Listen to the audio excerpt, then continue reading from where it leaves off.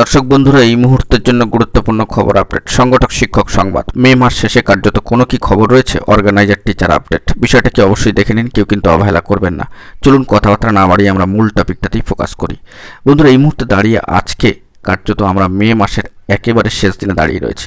নয় নয় করে পালাবদলের পরে আবারও কিন্তু এই মাসটা অতিক্রান্ত হয়ে গেল। আজকে 31শে মে 2026, মে মাসের শেষ দিন।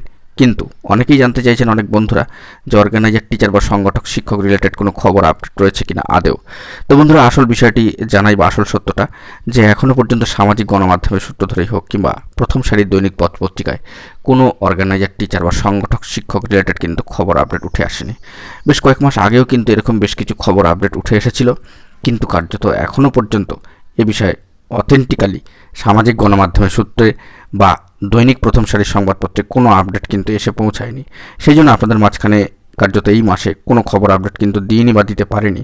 কারণ আপনারা সকলেই জানেন, কোনো অথেন্টিক খবর থাকলে, কোনো কোর্ট কেস রিলেটেড খবর থাকলে আমরা অন স্ক্রিনে রেখেই যাবতীয় বিষয়ে আলোচনা করি। কোর্টের অর্ডার ডিটেলস বা অর্ডার কপি থাকলেও সেটা কিন্তু অন স্ক্রিনে আলোচনা করি। তো দেখা যাক, আগামী নতুন মাস আসছে 1 জুন। তো ইতিমধ্যেই সামনে রয়েছে রাজ্য বাজেট, পাশাপাশি মন্ত্রিসভা গঠনের পাশাপাশি গুরুত্বপূর্ণ বেশ কিছু কর্মসূচি। তো সেই দিকে আমরা ফোকাস রাখছি। যদি কোনো আপডেট আসে অথেন্টিক্যালি একেবারে অন স্ক্রিনে রেখেই কিন্তু আলোচনা করব। এখনও পর্যন্ত মে মাস শেষে কোনো আপডেট কিন্তু উঠে আসলো না। ভালো থাকবেন, চ্যানেলটিকে সাবস্ক্রাইব করে রাখবেন জরুরি তথ্যবহুল আপডেটগুলি পাওয়ার জন্য। ধন্যবাদ।